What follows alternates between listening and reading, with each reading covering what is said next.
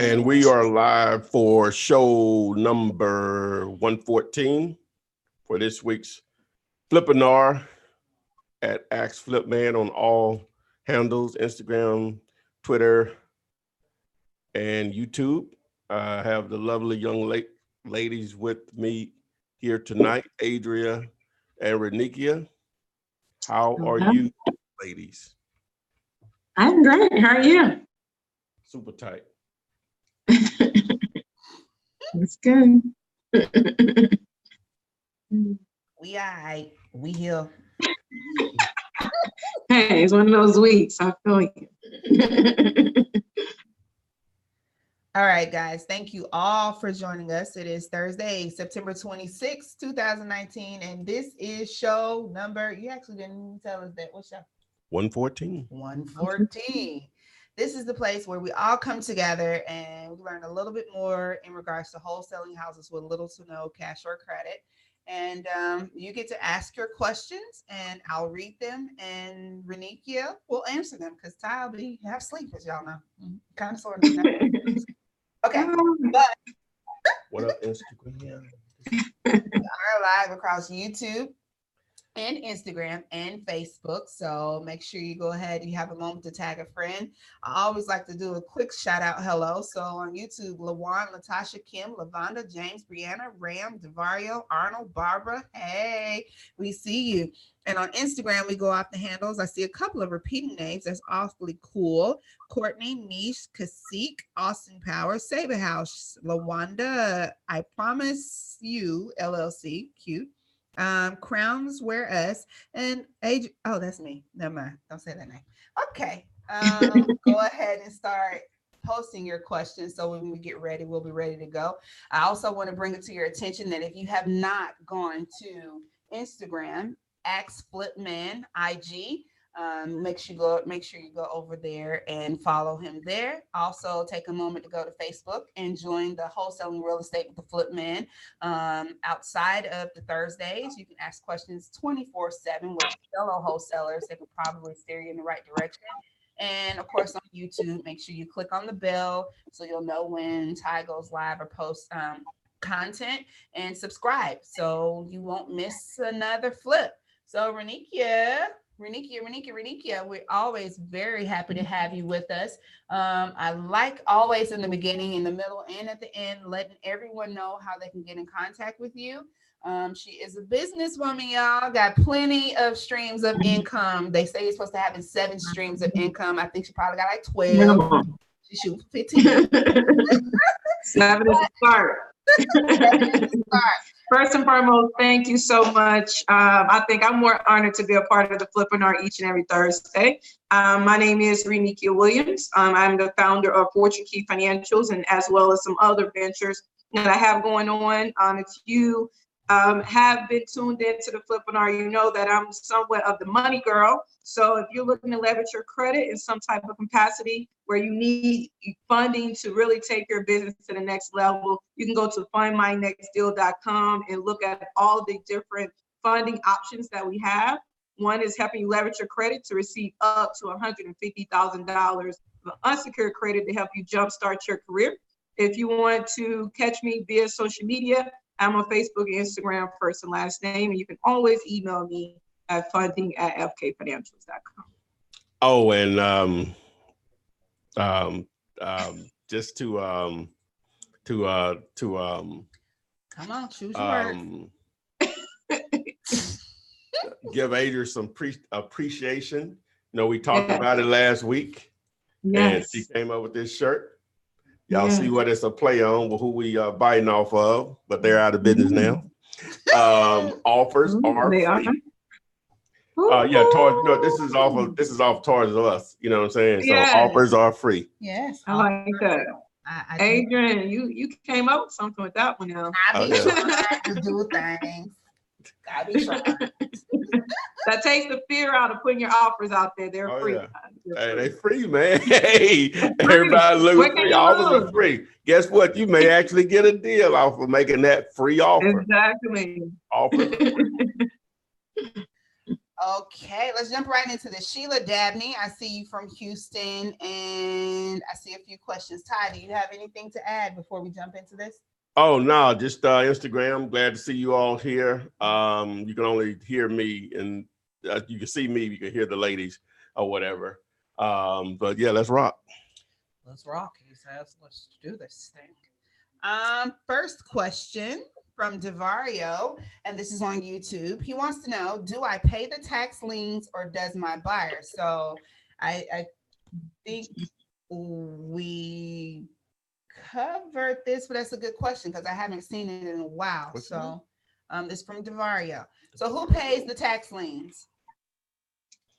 Honestly, it's all negotiable. And from my opinion, it's all negotiable who pays those tax liens. So I'm assuming it's not one of those, purchase at the foreclosure step tax liens. It's meaning that you got to the closing table and there's some unpaid taxes on the property. And you're trying to figure out who's going to pay those taxes. Importantly, I'm always going to look at the seller. You got to pay your own taxes. Now, if the seller's at a place where, hey, he's like, hey, I sell this, but I'm not paying the taxes, that's when you have to come up with, that negotiation piece to determine if you're going to be willing to pay those taxes, your end buyer going to be willing to pay some of those taxes. That's when it gets very at a point where you just got to negotiate who's going to take care of those taxes. It's really the seller is supposed to take care of those taxes, but he has all the rights to say, hey, I'm selling this with unpaid taxes. It's up to you to pay those taxes. So, and Tom may have a. Yeah, just to piggyback off of that, it's up to the seller normally to pay those, but as she said, everything is negotiable. And so just to give an example, the back taxes may be $3,500. You are going to make, we'll say, give me some easy math here. You're going to make $15,500, right? And the seller says, I'm not paying them. The buyer says, I'm definitely not paying them. So are you going to allow $3,500 to keep you from making $12,000? If you didn't get that, that's subtracting 3,500 from 15,500 leaves 12,000. I'm going to take the 12,000 and run with it. So it's negotiable. Not saying that happens. I'm just telling you, just keep that open mind. Hey, if that's going to be a deal breaker, what do I have to give up to make this happen? If I, assuming you don't have another buyer lined up or whatever situation, but I'm just assuming you don't. You have to just look at it and say, hey, is there still enough money on there if I eat the taxes to make this deal work? So it's negotiable, and then you may have the seller say, well, you go back to the seller. Well, what if I pay $1,500 toward the taxes and you pay the other $2,000 off that $3,500? So you just start there. Maybe you start low. You say, hey, I'll pay 1,000 of it or whatever. So right. And, or you just raise the price, which is the same thing or whatever. Right. So whatever.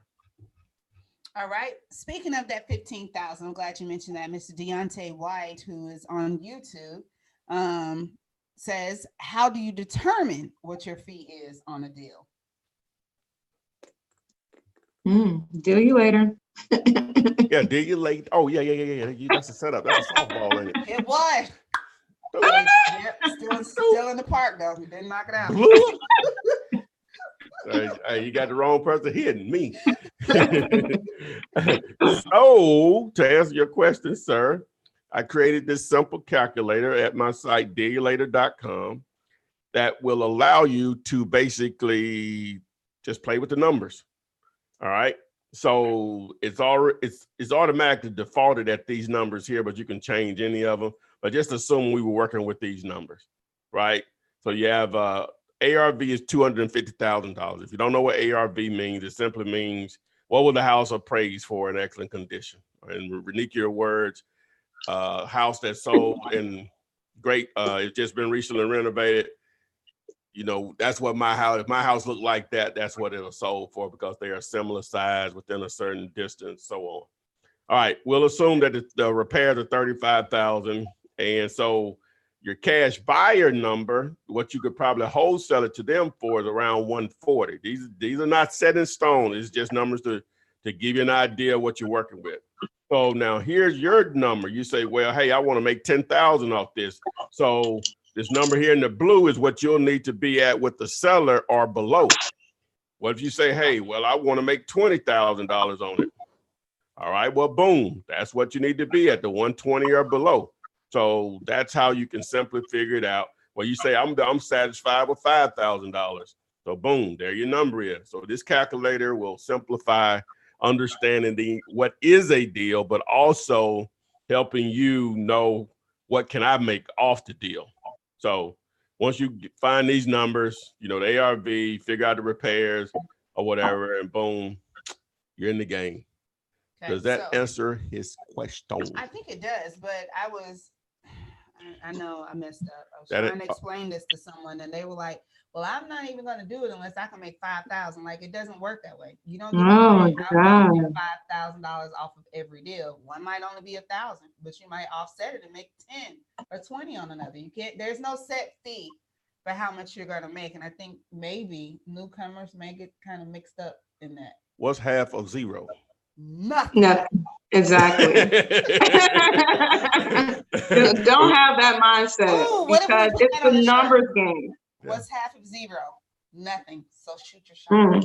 Yeah. The ball is zero. Yeah. Get it? Shoot zero. Pigs get fed. Hogs get slaughtered. Here we go. Next question. Don't have that mindset. It's a numbers game. It's a numbers game. You can get $2,000 off 5 deals. That's still $10,000 that month. You know. And yes, Greg, you are absolutely correct. Greg has pointed out that some of the questions, there are videos, there's 370 plus videos, you guys, that are available to you on YouTube to watch on repeat, as we call it. Binge on those videos, grind out in the streets, and then stack your coins. But we do like answering questions, and sometimes you may be directed to a video. But we try to catch as many as we can because we know that there are newcomers who are just coming on. Next question. Yes, King Tut, this will be available to rewatch. We've only been on for about 10 minutes here. All the videos are available about 5-10 minutes after we close out. And then, as mentioned before, you can go to YouTube and watch the live shows on repeat. Let me read this one from Instagram. I'm looking at Instagram like, why I can't read it from Instagram. The one about owner financing then. Go ahead. Oh, never mind. You didn't see it? I do, but it's at the bottom. I was trying to go on. What? Well, that's fine. What are your thoughts on owner financing? Well, yeah, I'm gonna go. What? How does he say his handle?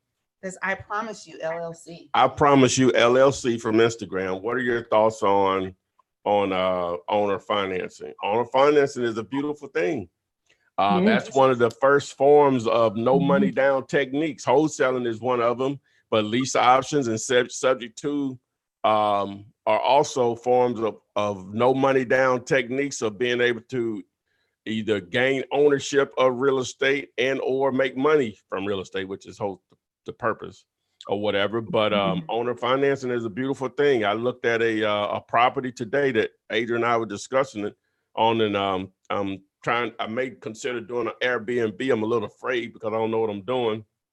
Do it. I get afraid also, but hey. I'm about to pour a lot of money into just to be able to pick up the property through a lease purchase because it's a pre-foreclosure. I met a great realtor today. Oh man, this dude is awesome. I'm trying to get him to come on. Whoa. So we're advocating. No, he's an investor. He's an investor that has a license like Renikia. You know what I'm saying? He's partnering with realtors. No, I've always said. You have. No, wait a minute now. Hey, sources. Yeah, you know, he's an investor that just happens to be a realtor. You know, but anyway. Point being, what were we talking about? Oh, owner finance. Owner finance is great, man. Yeah, because you can wholesale owner finance deals also. You just set up the terms. You can wholesale to either a family that wants to live there, a retail buyer, or you can wholesale to another investor or whatever. So what do you think? No, I agree. It's a beautiful thing if you can find a homeowner who are willing to owner finance their property to you. And it's all about the terms. Are they going to do a 30-year note to you? Do it balloons in 2 years? Do it balloon in 1 year? You know, you make sure you negotiate those terms so you know exactly what you're getting yourself into. Because if they have a balloon payment in 2 years or 24 months or 36 months, it's basically saying that if they're asking $100,000, they're looking for that full amount at that balloon payment moment. However, you can renegotiate another term, but just know and understand the terms that you're negotiating when you do that. Okay. We're just gonna say TK on YouTube says, I have a seller who has a question about the 5th question in the contract. What exactly does that section mean? Also, will she be reimbursed for the taxes she paid and the insurance she's already paid? So I'm assuming you're talking about the 1-page contract that Ty has made available to each and every one of you free of charge. You can find that contract on Delia Later. We're gonna read through it and see what it says, because I don't know what he's talking. Can I hit my ball? Yeah, go ahead. No, you didn't hit yours at the part. Let me hit mine. Okay. You can find that 1-page contract on delialater.com. And if you're on YouTube or Facebook, you can look at your screen. Ty has it up. So let's see what that 5th question is on the contract. And also we'll tackle the portion about the seller being reimbursed for the taxes and insurance she's already paid. So 5 on the contract says closing date and transfer of title. This transaction shall close on or about, you know, I was reading it. I'm sorry, guys. You were in a really jolly mood today. I cannot believe you moved that and I was reading it on the screen. Actually, I had already moved it, but I knew it was about to happen, but it's back. Should be back now. I don't see it. It's going down. Yeah, it's going down all right. Okay, boom. Okay. Closing will be held at, and sellers agree to transfer marketable title free and clear of all encumbrances except those listed, and pay any required state taxes or stamps required to record deed and mortgage. Seller agrees to furnish title insurance in the amount of the purchase price, showing no encumbrances or exceptions other than previously noted. So well, that girl can read. You know what? I'm just gonna drop the mic. No, not drop the mic. Hey, I can get to your layman's term. You might be your first time looking at it, Nikki, but basically they're saying that the seller gonna pay what they're due, right? And what they've already paid, they'll be reimbursed on. You know, that's just how the numbers will fall out on the HUD-1 statement or whatever. Now, some states, like here in Alabama, they pay in the arrears, meaning, let me see, what does that mean? Like, let me see, arrearages, or they say they pay it in the arrears. I'm trying to explain it. I know I sit through so many of them. It's like, if you've already paid it, let me see, if you've already paid it, then they'll give you a credit back at closing. But if you haven't paid it, they'll charge them up to the date, because the taxes end. The ending cycle date in Alabama is October 31st of every year. And so say it's like, let me see how they do this. Say it's like now, which is September, they would be on the hook for up to today or whatever. I think that's how it works or whatever. But basically, in a nutshell, it's saying they're going to pay what they're responsible for paying. It's that simple. If they hadn't paid any taxes or anything, they're going to have to pay taxes at closing. If they've already paid the taxes, they'll get credit back. That's it. Year to date, up to that date. Is that your understanding of that verbiage, or? Yeah, perfect. But while we're here, I just wanted to show them. Like, people, they always hit me up on Instagram and YouTube or wherever. This is where the best place to get access to the contract, because you can actually fill it out here, right? It'll look all professional and pretty, and then you hit generate. And then the next page, it'll take you to where you can just download the contract. You can either print it or you can just email it to whoever you want to email it to. So you don't have to be standing there with a contract when you're standing there with a seller. If you want to do that, you still can generate it right here on the site. You don't have to actually, I updated it where you used to have to omit number 4 and then write in buyer will pay all closing costs minus any unpaid taxes, mortgages, or liens. Now it's right there in the contract. I changed that whenever we did this online version. And then you can also put your due diligence period in here also.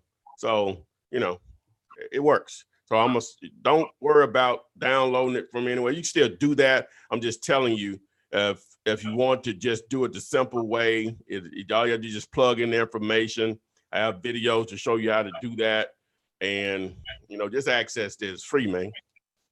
All right, there you have it. And that one-page contract, we do have a testimonial. That's from Matata John Luca on YouTube. He says, thank you so much for the videos. I called and spoke with you once. Me and my partner made $20,000 in the last 2 months using your one-page contract and watching your videos. So Wow. Way to go, Wow. Matata. He said, I would love to come and get a Big testimonial. gator. Oh, yeah. Just text me, man. We can do that. Mm-hmm. Now, we were just talking about that owner financing, and TKNA on Instagram wanted to know, does owner financing require money down? It depends on what you negotiate. It's all a part of the verbiage of the contract. And what you negotiate. Man. It really depends. I mean, there's a little down payment piece to owner financing, but it's all about negotiating that down payment piece. I mean, anything can be negotiated. They can put it on the back end where it's, you know, it's due on the back end when the entire contract becomes due. It's all about how you really negotiate that. Zayo on Instagram, I'm calling you out. How do you get the one-page contract? Dude, I just said that. Okay, no, seriously, go to dealulator.com. That's DEALULATOR. Dealulator.com. That one-page contract will be there for you. Okay, so getting back to the questions and money. How do you recommend tackling a quitclaim deed? And this is for Almalium on YouTube. What's the name? Quitclaim deed. Yes. How do you recommend tackling it? And is it even a good idea? I mean, first of all, let's tell everybody what a quitclaim deed is. So there's probably a more technical term about quitclaim deeds, but quitclaim deed is where you can go down to the county and just truly quitclaim someone's name onto a deed. Is a one-pager, and any attorney can really get it done. But most importantly, it doesn't give you all the warrants and benefits as if you had really went and got a full warranty deed. So when you get quitclaim, anyone can quitclaim you onto a property. However, what any type of liens or anything that is associated with that property is absolutely yours if you get quitclaim onto that property. So just make sure that, you know, if you do something like that, just kind of pull the title, know what you're getting yourself into. You could hit quitclaim and inherit a tax lien and water bill and all types of stuff that you have to take care of because you don't have any title insurance. So just it's a simple process, but just know that you could get caught up with some liens and things that you got to take care of on the back end. And also ownership. They may not actually even own the property. That's true. That's part of what that happens all the time. Yeah, that's part of pulling the title. Now, and that even gets even deeper. They think they own it, right? They're not trying to scam you.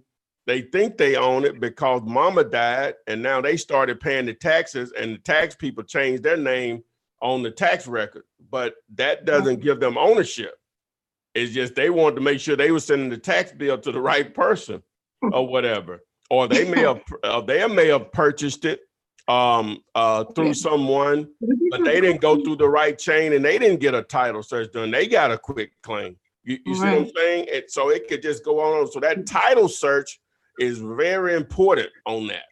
They're not going to probably still give you title insurance on it or whatever. If you don't want to go through a warranty deed or whatever, but at least you'll know, hey, at this point, when I purchased it through the quitclaim, everything was good. You know, at least I was aware of what the situation was. So. Right, that's a good point that you made. Honestly, I know plenty of people have been scammed here in Atlanta from people quitclaiming them onto a property they don't even own. They wouldn't have got the quitclaim, they wouldn't have got the deed notarized and everything, so it looks like they own it. So, I mean, you can really get caught up and get scammed dealing with those quitclaims. So just be careful, get an attorney involved. It will cause you a lot less stress just getting an attorney involved and getting some type of title insurance. All right. So let's talk about closings. I'm going to try to combine 3 or 4 different questions I see here all into one. Where? And this is from YouTube. Okay. So Sharman has the question of, does the seller has to be at closing if they're an out-of-town owner, and how does this process work? And tackling that, we're also going to answer the question of what exactly is a double closing? What are the benefits to or to not do a double closing? And that is from Sean Jackson. In fact, the question says, my question is, can you explain a double closing and why one would do a double closing? And so why would you do one? If you did, what is it? And then if the owner is out of town, what goes down that way? Okay. I can start that off and Ty can finish it up. So you can sell properties out of state. It's really called an out of state closing. And there, I mean, it's no difference. They will find an attorney there, someone to notarize the documents. They will overnight the documents with wet ink. They will email the documents to the closing attorney that day. Any monies that need to be wired, they can wire from where they are. It's just called an out of state closing. It's really simple. It's just a very, very simple process. If you do have a seller out of state, you just close. It's just be an out of state closing. To answer your question regarding the double closing, so the double closing is a scenario where instead of you really, I'm kind of simplify this a little bit, but instead of you having your assignment fee on the HUD, basically telling everybody, hey, I just made $15,000 off you and I didn't put any money up. Some people don't like that. Sometimes the seller look at that, the end buyer looks at that, and they're like, no, you can make $2,500, but you're not going to make $15,000 out of me. Sometimes they try to count your pockets. So there's a time in some scenarios where you want to double close your property, and that's basically you have an AB closing between you and the seller, and then you have a BC closing between you and the end buyer, and it happens simultaneously all at the same time. All right, guys. So now let's tie in the next questions I see. Who does this closing? What's the proper way? Do I need a closing attorney or a title company? And I can't really find the question, but I know that's ultimately what I was asking. Either one can close your deal. I mean, you can use an attorney or a title company. Okay, so the question was, is it better to close with a real estate attorney or a title company when doing deals from a different state? And so if ultimately we said it either or, so does it vary depending on where you are? If you had the option, which would you choose? I always go with attorney. But title companies do the same thing. I mean, honestly, the attorney calls the title company. The title company pulls the title for the attorney. So really, I could cut out the whole middle. I can cut out dealing with the attorney. I just always dealt with an attorney, real estate attorney instead of a title company. Ty, what do you think? Yeah, it really doesn't matter. Like you said, it's just going to be your own personal preference on that. A lot of times, title companies, they'll have what they call a title agent, and sometimes they have a actual attorney on staff, just depending on the title company. So it doesn't matter. Just if you're in a state that does both, then both work. If you're in a state that only does one or the other, then that's what you have to go with as far as where the property is located. Some states are attorney only, and some of them only escrow only, title company only also. And then you Right. like here in Alabama, they're both, so you can do a title company or attorney. Yeah. It's really preference. Okay. So on Instagram, Bobby Elvis says, hey, y'all, I got a question. I was driving for dollars earlier today and came by a vacant property. They had the papers on the door and everything. I'm curious, though, what can I use low to no cost? Don't see the rest of the question. Hold on. Mm-hmm. Oops. Offers are free. Yeah. Okay. To find the owner and call him or her. So free options or low cost options to find an owner. Yeah, I think we do this every week too. You still don't have a screen grab that you can throw up there. For what? So I mean, I can start off the question. So to locate a property, so if you're driving for dollars and you see some vacant properties, first and foremost, you want to write down the address. And then immediately you can go to the property records and you can figure out where the mailing address of the homeowner. A lot of times, if the mailing address is different from the actual home address, that's probably where they live or where they receive mail. And you just send them out a yellow letter or a letter stating, or a postcard stating you want to buy their property. Or you can do skip tracing, and you can try to skip trace the homeowner, find a phone number where you could call them directly and ask if they are willing to sell the property. All right. Speaking of sellers wanting to sell, let's see if everybody can get the answer on whether this is or is not a motivated seller. So Kevin Riggs on YouTube has run into a seller that only wants their appraised value for their home that's been boarded up for 5 years. Should I move on or keep at them? What he means, the appraised value is from the county.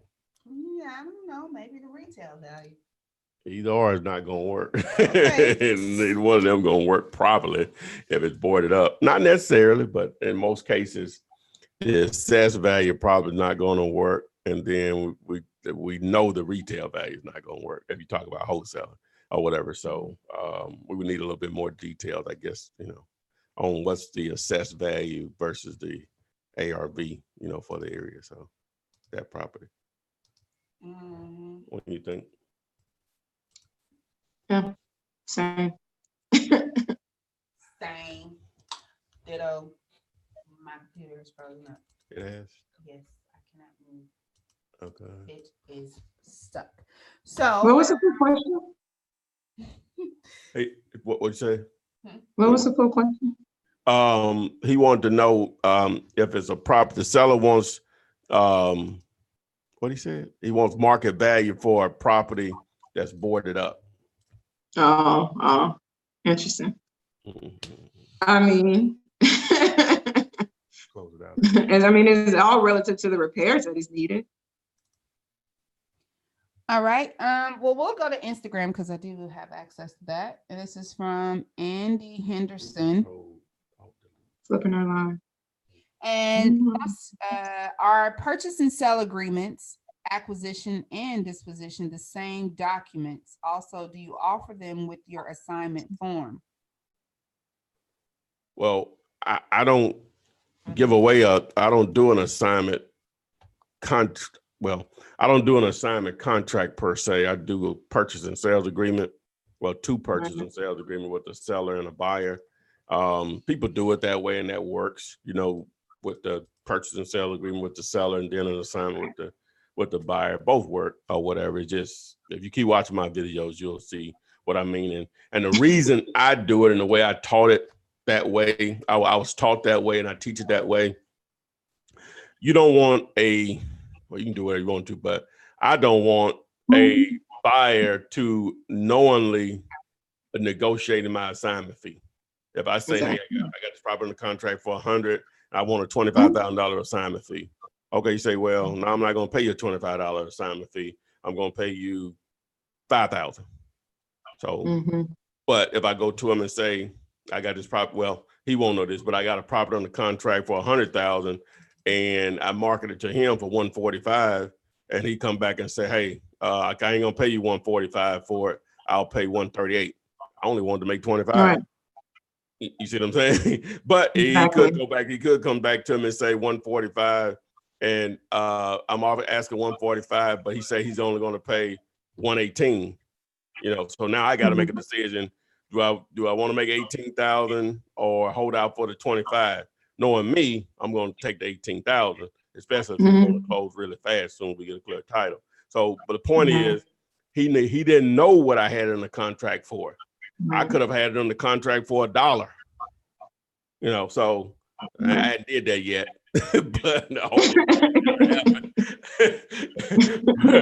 But my point is, you by doing two purchase and sales agreements instead of just an assignment contract on the buyer side, they don't know what I have it on the contract for. They may eventually know if they just want to know after the deal is over and they want to research it or whatever. But I'm just letting you know, on the front end of the deal, they're not going to negotiate a price, and that price going to work for them. And I have to make the decision or not if I'm going to take the difference between the contract between me and the seller and the contract I have with the buyer. So hopefully that makes sense. Renika can probably explain it better than I explained it.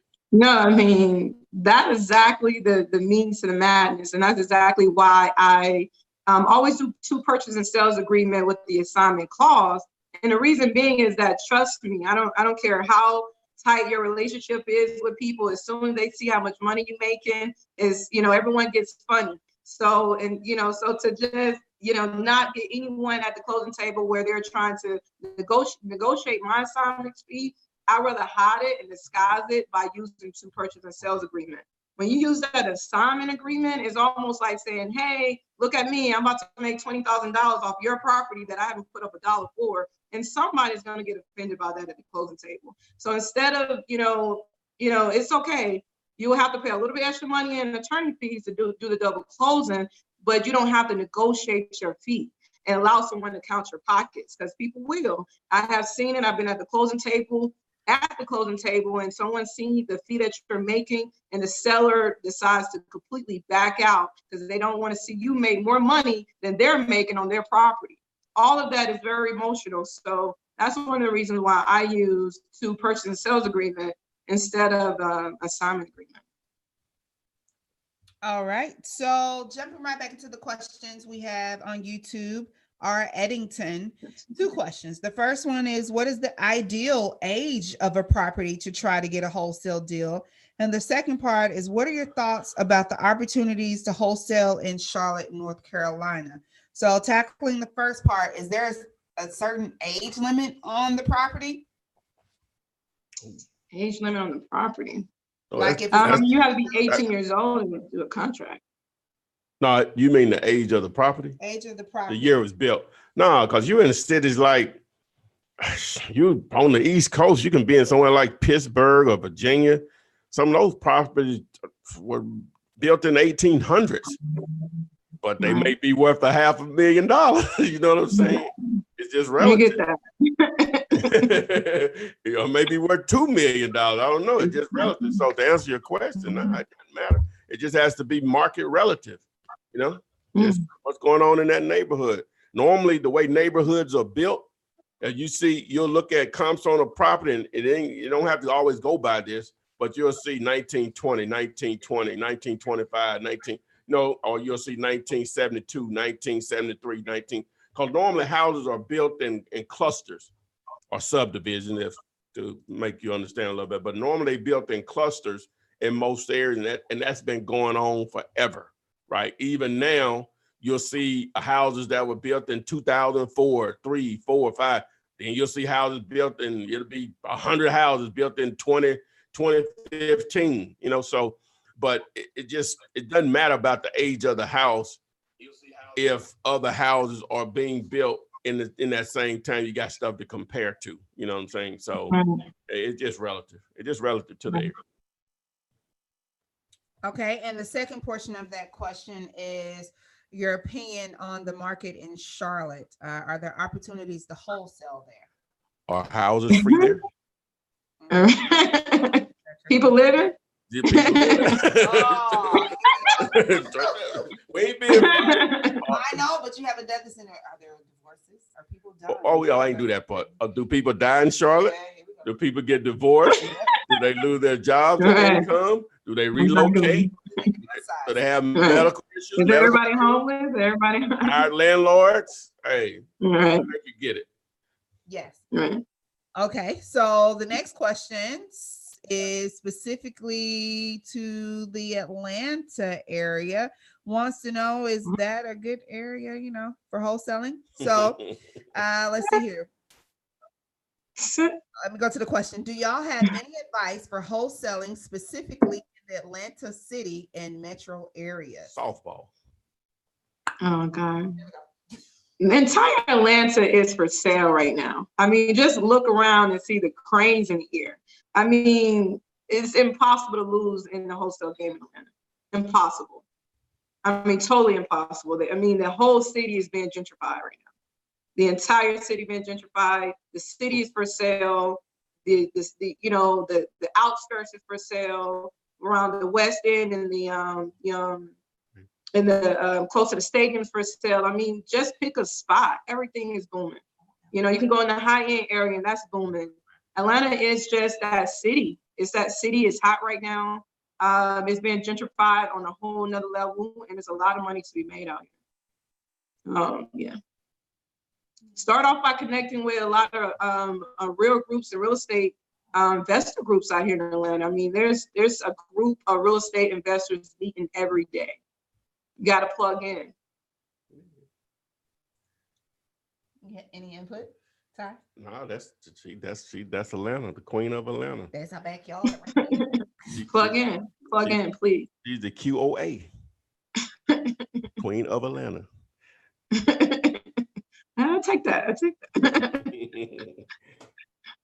Okay, so Ron Legend, haven't seen you in a while. Thank you for joining us tonight. Every time I see Ron Legend, I want to say Ron LeGrand. What's up, Ty? Got a burning question for you. You might want to put some cream on that. I try to play fair in this wholesaling game. When I hang drop bandit signs, I don't pull down or knock down anyone else's posts. I feel maybe the best offer will win, but these evildoers will invade my spot or block my sign with theirs or completely throw it in the bushes. Has this ever happened to you, and how can I avoid it? Well, a lot of times you just can outlast people, but you don't want to waste money. So he's putting them in areas where they already exist. Yes. Is what he's saying? Basically. Yeah. Boy, that's tough there, man. A lot of times you can just outlast them, man. Just put out a few or whatever, and just be a little bit more creative. Think outside the box or whatever. And what I mean by that, you could target fast food drive-throughs, bank drive-throughs, in fast food drive-throughs where they order their food, where they pick up their food, where they exit in the parking lot.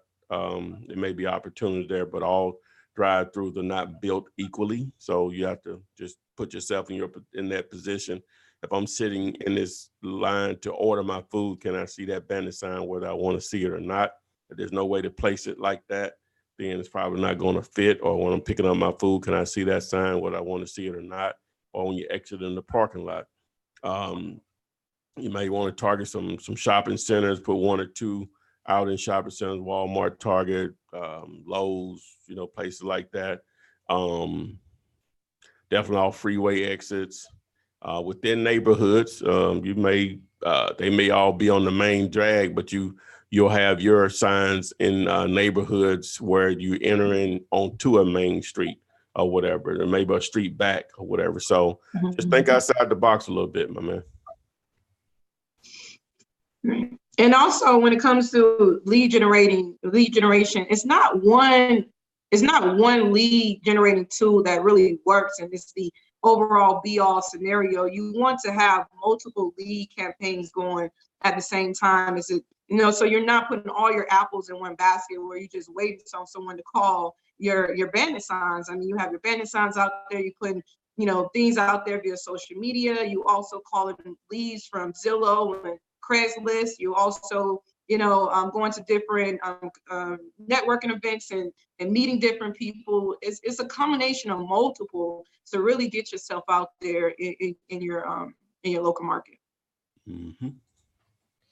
All right. Shaq Smith, what up from West Side D-Town in the house? He says he's just leaving Kinko's, copying his door-to-door letters. Love it. Thanks for being here. How would you, and this is from Keith Trick Cottrell on YouTube, how would you approach wholesaling in a market like the San Francisco Bay Area where all the homes are $1 million plus? Does that change the game? They're not all $1 million plus. Well, you know what I mean. It's just where he probably wants to do business at in that area is $1 million plus. Now, the real estate is high as in that market, but you still going to have, quote unquote, your hood areas. San Francisco got hoods too. Then you're going to have, that's a D, as in dog. Then you're going to have C, right? Go up to the next hood. So you have to determine where your C's and D's at, right? And that's where you probably want to start marketing. Now you can still market in those other areas that just they're normally more leveraged with mortgages than the other areas. But now a D area in your market, from my understanding, that still may be 300,000. That's fine. That's what people can afford. Lord. Hey, that's fine. That's what people can afford. You'll do the exact same thing that I do, Renika does, Adria does. Our check may be 5, 15, 20,000. Your check could be 40, 50, 100,000. Do the exact same thing. Put me in San Francisco right now. Trust me, I will wholesale some properties. Hey, the spread is bigger out there. Hey, do they get divorced in San Francisco? Yeah. Do they die in San Francisco? And reason we the throwing spread that is long. that just everyday life creates motivated sellers, right? Your job as a wholesaler / marketer / investor is to make sure they know you exist and that you buy houses. That's your job. And you just let the numbers take over from there. Exactly.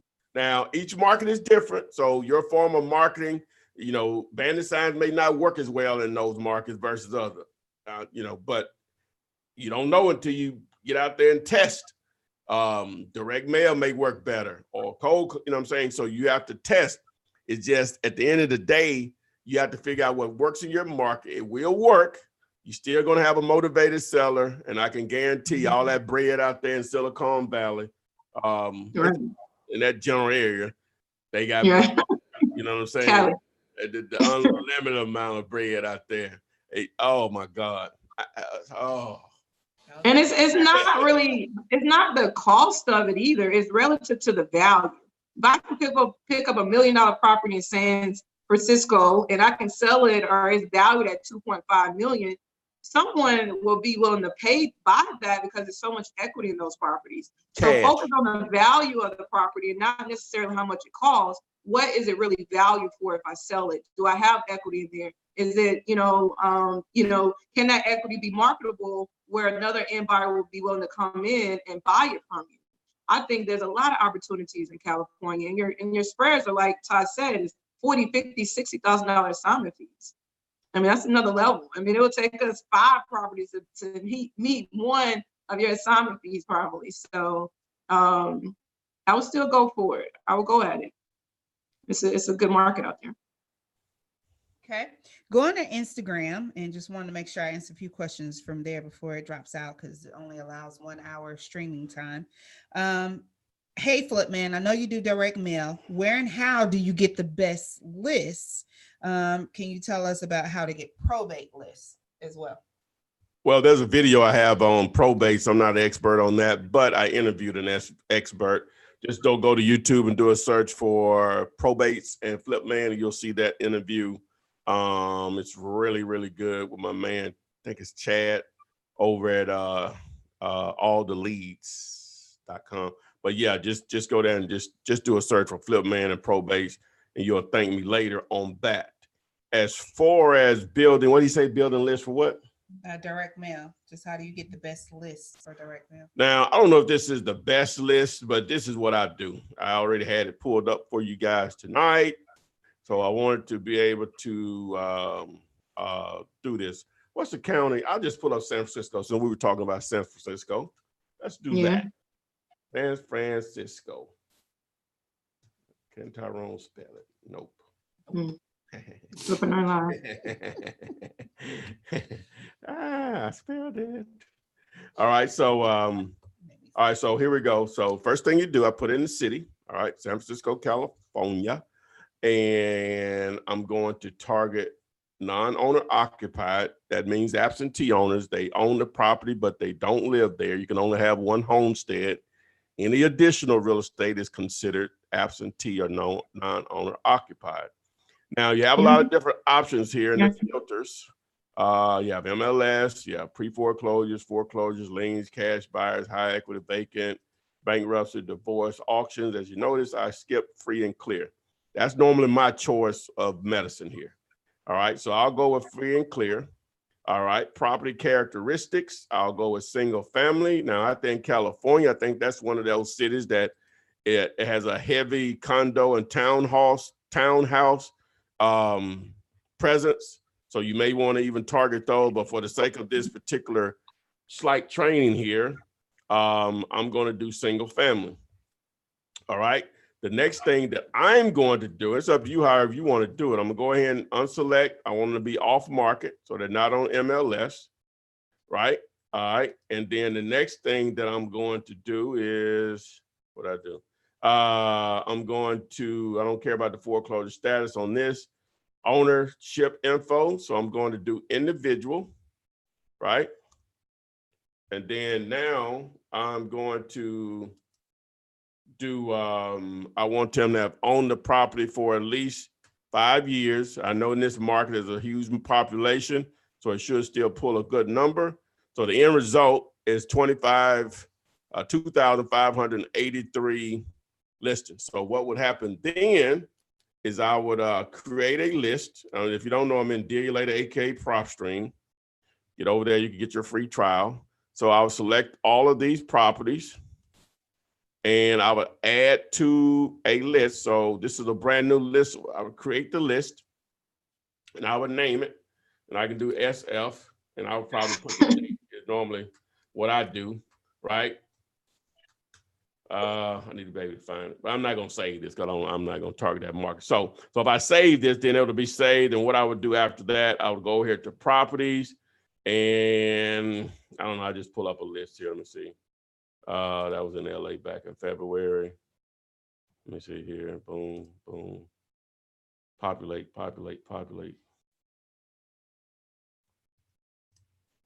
All right, we'll just go with this one. So then the list is there, and I'll just export it. Now, once you export it, you can do whatever you want to with it.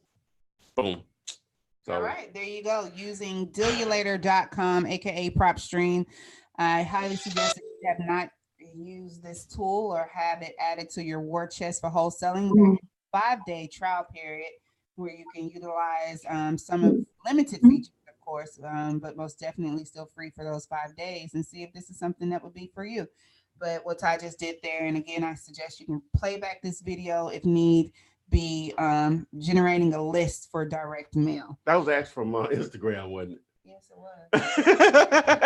I did all of that, and they cannot see I it, did but all that, that's and they can't okay. even see it. But you can go to YouTube, Instagram, and watch the replay on this. And You're right, but some of the Instagram followers are actually on YouTube as well. Oh, okay. Oh, they double dipping on us. Yeah, they double dipping. That's all right. Oh, y'all tripping. That's a good thing. I'm Good. just tripping. Okay, so we're talking about Deal Later PropStream while you have it up there before Instagram goes out. Biological Sam wants to know, do you use the campaign tool on PropStream for your marketing? What service do you use or suggest for emailers? So the campaign function on there. Email them. I don't. Emailing sellers. That's gonna. Dude. I wouldn't do that. I'm not going to recommend that option. I'm just not. As far as what I would use the list for is either going to be cold calling, ringless voicemail, voice broadcast, or direct mail. That's it. Or direct mail or SMS. That's what I would download the list for. That's me. So, are we hadn't been able to hear you? Yeah. I'm talking about Renikia. What? Oh, okay. I thought my thing went mute or something. Oh, I'm sorry. I think it did for a second. Okay. But, Okay. yeah. All right. Too late. What? Like, wow. My heart is broken. Never mind. Okay, so let's going on to YouTube, and this is from Latasha. Is that working for you? That search? Yeah, that's brilliant. Yeah, I keep forgetting to show you that. Anyway, is it illegal to list wholesale properties on Craigslist and online if you're not a real estate agent? If so, what are my options? So, that's a good question. Okay. That's a really good question. It is totally illegal to market a property that you don't have contractual obligations to. So as long as you have that property under contract or you have some type of permission from the seller that allows you to market that property in public, you have the option to do that. But just be careful when you're marketing properties that you don't necessarily have on the contract, because that could be illegal in so many forms.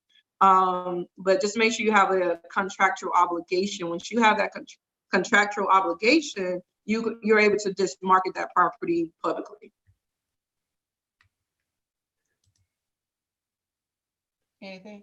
Oh, well, yeah, you can, what she said, and and you could just market the contract. You just say, I have a contract at such and such price. So that's not technically marketing the property. That's like the proper way to do it also as a wholesaler, that you're marketing a contract for $145. You know, your fees are just built in that price. So. Mm. That's what the guys tell me. So, hey, go by what they, you know. Okay. Next question. Let's see here. Sticking with YouTube, we're gonna take question from Mobley REI. Who's Raheem from Philly? What do you recommend for proof of funds letters when asked? So, what's the website? realpof.com. Yes. REALPOF. realpof.com. It's a service ran by Keith Yackey. I'm an affiliate of it. Check it out. I've used it over the years. It works most of the time. Right. What market do you Oh, and like that. Realpof.com. Yeah, you offer proof of funds too, though, don't you? I do, but you know, you got to be a little bit engaged and ready to get funded through me. You got to be ready to rock and roll with this one. This just to get an offer accepted. So then you go to the next level to Renika. She'll be ready to hook you up with the bread. Right. If you're trying to buy it, they have me doing all types of POFs all day. Yeah, I'm sorry. She don't do POFs. I will once you get approved. Laura Davis wants to know, if someone wants to JV with you and none of your buyers wants the property, should you market it to find another buyer or just let it go? So if ain't nobody biting, I'm adding up. New bait.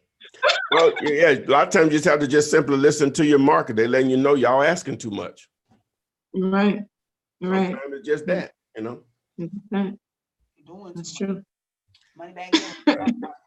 Yeah, that's what they say. This is what we're doing now. Yeah. Oh, this is what we're doing.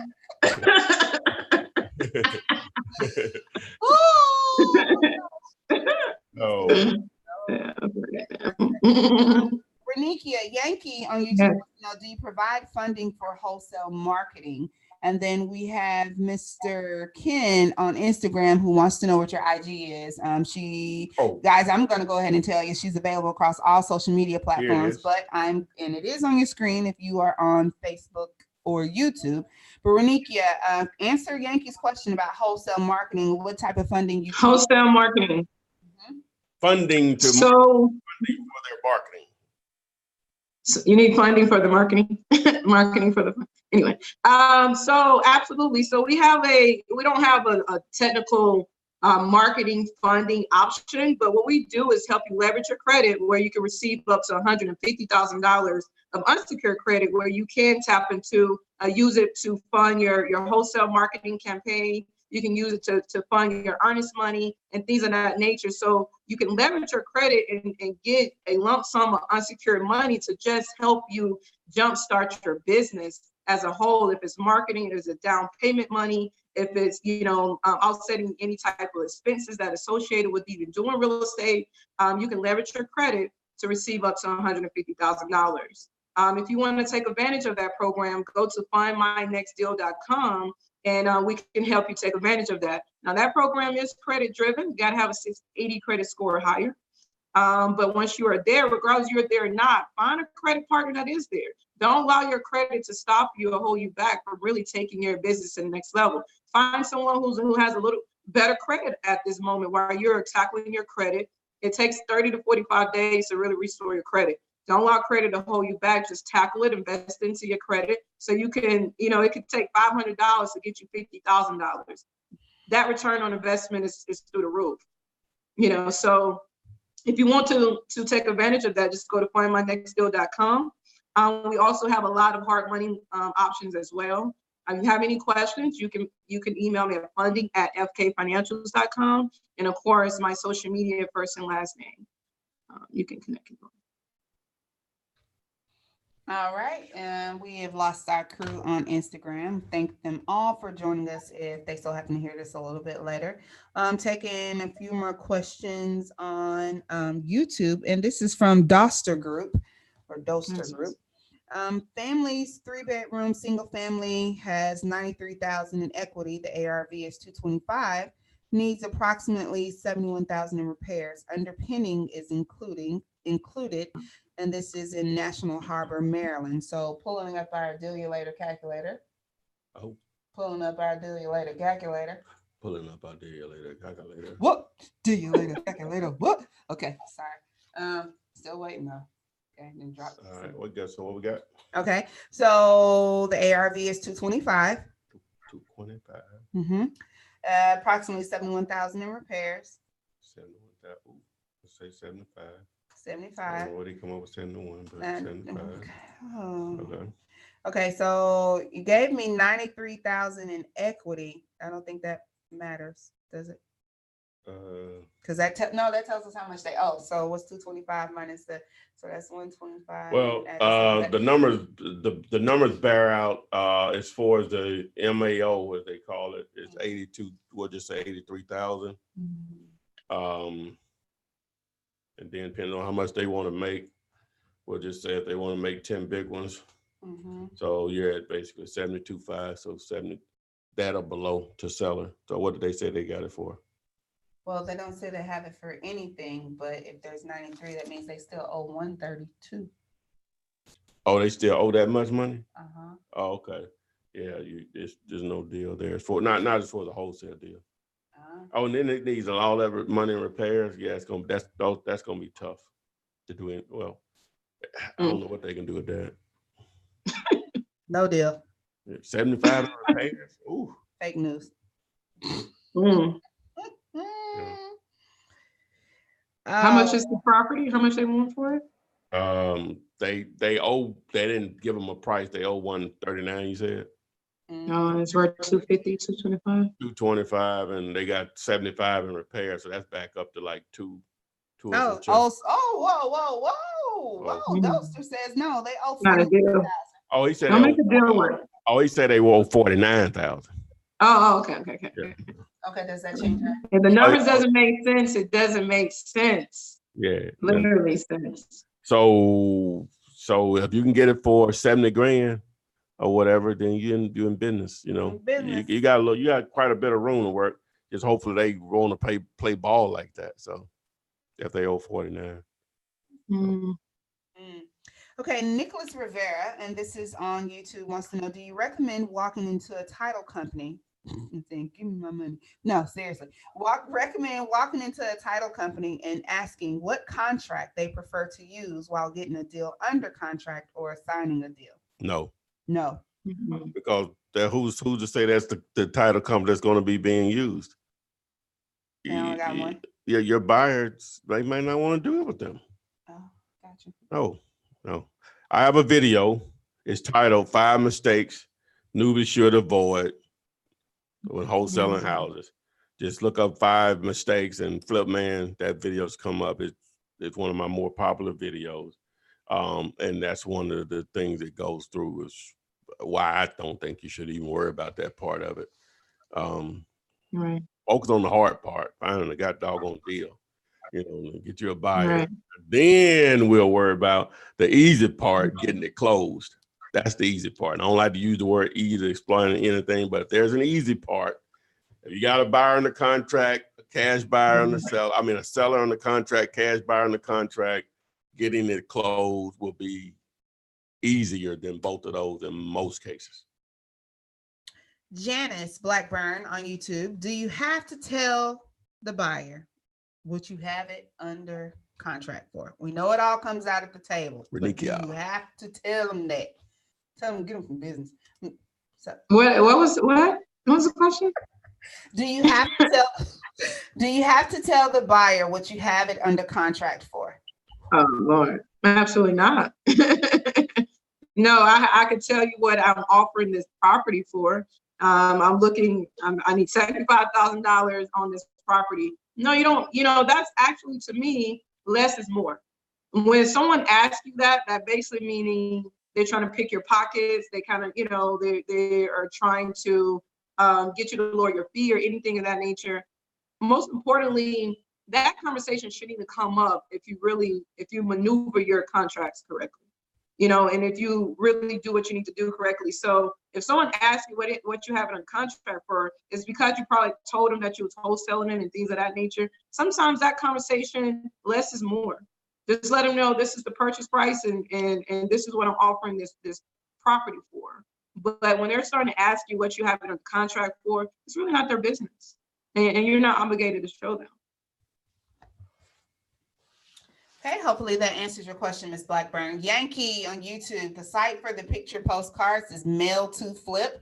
That is the number 2, mailtoflip.com. And you can go there and read up on the information. There's also a video on how to upload and utilize the service to send postcards to potential sellers where their home is on the actual postcard. As Ty tells you all the time, most mail is sorted over the garbage can. This is one way, no guarantee, but one way to try to keep your mail out of the trash. So that's Mail to Flip, where you have the visual postcards. Now, guys, we come every Thursday. We come on for an hour. We laugh, we joke, we have fun, we answer questions. But at the end of the day, this is a serious thing. We're trying to help you build generational wealth for your family through wholesaling and help you drop that mic on your 9 to 5, get into business for yourself. This is real estate isn't going anywhere. As Ty always says, you got to have somewhere to live. That's a necessity of life, shelter. So I don't care where you are, unless you're in this little podunk dirt road town. May not work for you, but go to the town next over. The possibilities are endless in real estate, guys. So I want you to remember that. Dive into the 370 plus videos and be sure to come back next Thursday where we'll be here to answer more questions in regards to wholesaling. Don't stop asking your questions now. You can most definitely post questions on this video after it's posted. Go to that Facebook group, go to Instagram. And we've mentioned it. Nobody's really taking advantage of it, but you can send a video question to Ty via Instagram at Ask Flipman, and we will share that live as well. Renikia, you got anything to say to the good people? Not necessarily. It's just time to really take things serious, start building generational wealth. Our neighborhoods are for sale. And if we're not going to be the ones to gentrify those, someone's going to come in and own and gentrify and make all the profits and all the equity. So it's just time. Time is now. It's time to take advantage of the opportunities that we have out here locally. So. Okay, Ty? Oh, none. Binge, grind, and stack. Follow me on Instagram. Ask Flipman on Twitter. Also, subscribe to the channel. Turn on the notifications by tapping the little bell so you are alerted whenever I go live with the young ladies here, and also when I upload new videos. So we will see you guys next Thursday. Same bat channel, same bat time. And remember, offers are free. Offers are free. Hey, offers are free. It's free to make them. Charge for everything else, though. Offers are free, but everything else, put a price tag on it. We'll see you guys next week.